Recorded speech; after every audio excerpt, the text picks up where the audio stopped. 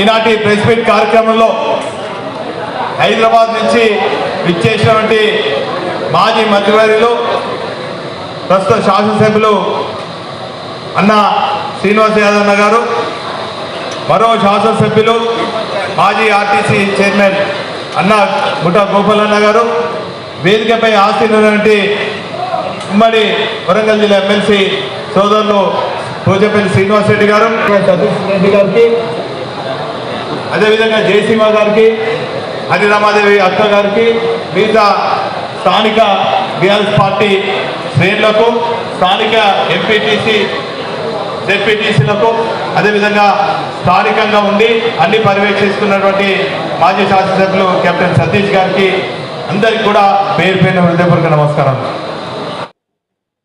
BRS party అధినేత కేసీఆర్ గారు BRS party రజతోత్సవ ఉత్సవాన్ని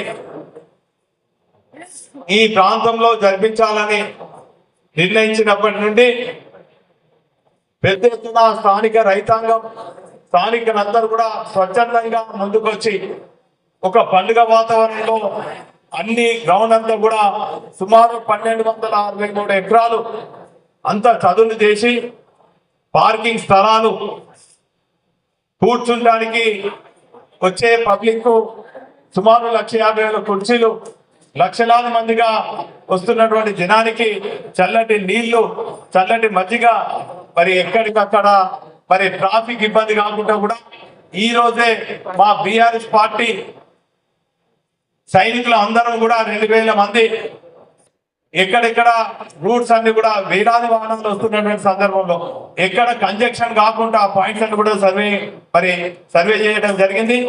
కుంభమేళకు అందించే విధంగా రజతోత్సవ సభలు జరగబోతున్నటువంటి శుభతరుణం. ఈ నెల 27వ తేదీన మరి జరిగేటువంటి భారీ బహిరంగ సభ ఈ రాష్ట్రానికే కాకుండా దేశం కూడా అబ్బురపడే విధంగా ఈ యొక్క బహిరంగ సభ ఉంటుందని చెప్పి నేను ఈ సందర్భంగా తెలియజేస్తా ఉన్నాను. 25 సంవత్సరాలు పూర్తి చేసుకుంటున్నటువంటి ఈ శుభతరుణంలో మీకందరికీ తెలుసు, భారతదేశంలో అనేకమైనటువంటి రాజకీయ పార్టీలు ఉన్నప్పటికీ బీఆర్ఎస్ పార్టీకి ఉన్నటువంటి ప్రత్యేకతలు వేరు.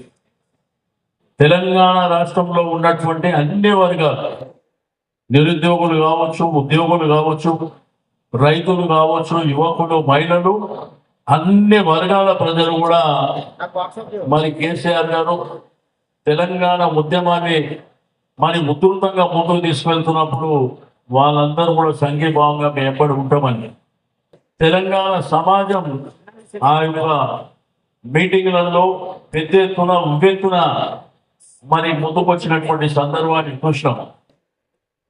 మరి అదేవిధంగా సకల జనుల సమ్మె కూడా మనం చూసినాం. ఈ రోజు ఎవడన్నా మాట్లాడవచ్చు, వాళ్ళు ఇచ్చింది వీళ్ళు ఇచ్చిందని, కానీ తెలంగాణ సమాజాన్ని మేలుకొల్పి పోరాటానికి ముందుకు తీసుకెళ్ళి ఉద్యమాన్ని దశ దిశలో వ్యాపింపజేసి మా రాష్ట్రం మాకు కావాలి, స్వయం పాలన జరగాలని ఏకైక లక్ష్యంతో కేసీఆర్ గారు ముందుకు వచ్చింది మనందరికీ తెలుసు. ఎంత సంతోషంగా 10 సంవత్సరాలు ఉంటే మీకు 24 గంటల కరెంట్, గ్రామీణ ప్రాంతం కానీ, పట్టణ ప్రాంతం కానీ, ఇండస్ట్రీస్ కానీ 24 గంటల కరెంట్ ఇచ్చింది. ఇంటింటికి తాగే నీరు మిషన్ భగీరథ ద్వారా, మన అదేవిధంగా ఇరిగేషన్ వాటర్. అంటే ఈరోజు దేశం అబ్బురపడే విధంగా మన వరిధాన్యం వస్తుందంటే దానికి కేసీఆర్ గారు చేసినటువంటి కృషి. ఈ విధంగా సంక్షేమ కార్యక్రమాలు కూడా ఆ రోజు మేనిఫెస్టోలో పెట్టినటువంటి అనేకమైనటువంటి సంక్షేమ కార్యక్రమాలు, కళ్యాణ లక్ష్మి కావచ్చు, షాదీ ముబారక్ కావచ్చు, కేసీఆర్ కిట్టు కావచ్చు, ఇట్లా చెప్పుకుంటూ పోతే కనీసం ఒక 100 వరకు సంక్షేమ కార్యక్రమాల్ని, రైతు బంధు, రైతు బీమా కూడా మరి కేసీఆర్ గారిని తీసుకొచ్చినటువంటిది. అప్పటి వరకు రైతు బంధు అంటే ఈ దేశంలో ఎవరికి తెలియదు, రైతు బీమా అంటే కూడా ఎవరికి తెలియదు. మన అటువంటి కార్యక్రమాలు 10 సంవత్సరాలు సంపూర్ణంగా చేసిన తర్వాత సరే అనుకోకుండా మరి 2023లో అధికారం కోల్పోయిన తర్వాత కాంగ్రెస్ ప్రభుత్వం వచ్చింది. కాంగ్రెస్ ప్రభుత్వం వచ్చినాక ఈ 1.5 సంవత్సరంలో ఏం జరిగిందో ప్రజలందరూ చూశారు. మళ్ళా కేసీఆర్ గారే రావాలి, కేసీఆర్ గారే తెలంగాణ రాష్ట్రానికి శ్రీరామ రక్ష అని ప్రజలు కోరుకుంటున్నటువంటి సందర్భం. ఒక ప్రభుత్వం ఇంత తొందరగా అంటే 1 సంవత్సరం కాలంలోనే ఈ భారతదేశ చరిత్రలో అభాసుపాయలైనటువంటి ప్రభుత్వం ఏదైనా ఉందంటే అది కాంగ్రెస్ ప్రభుత్వం. టిఆర్ఎస్ కార్యకర్తలకే కాదు, ఈ గులాబీ జెండానే తెలంగాణ ప్రతి ఇంట్లో ప్రతి సమాజానికి సంబంధించినటువంటి జెండా ఇది. అందరూ కూడా మా పండుగకు మేము వస్తామని ఈ రజతోత్సవ సభలు అంటే 25 వసంతాలు పూర్తి చేసుకున్నటువంటి సభకు మేము కూడా వస్తామని మా నాయకులు అంటే మా గౌరవ శాసనసభ్యులు కావచ్చు, మా శాసన మండలి సభ్యులు కావచ్చు, పార్లమెంట్ సభ్యులు కావచ్చు, గతంలో ఉన్న జెడ్పీటీసీ ఎంపీటీసీలు కావచ్చు, సర్పంచులు కావచ్చు, మా కార్పొరేటర్లు కౌన్సిలర్లు కావచ్చు, మా నాయకులు సీనియర్ నాయకులు, అదే విధంగా మా పార్టీ ఉద్యమ నాయకులు కావచ్చు, వాళ్ళు ప్రజల దగ్గరికి పోయినప్పుడు ప్రజలు చెప్తుంది మీరు బర్త్డే అరేంజ్ చేయండి మేము వస్తామని.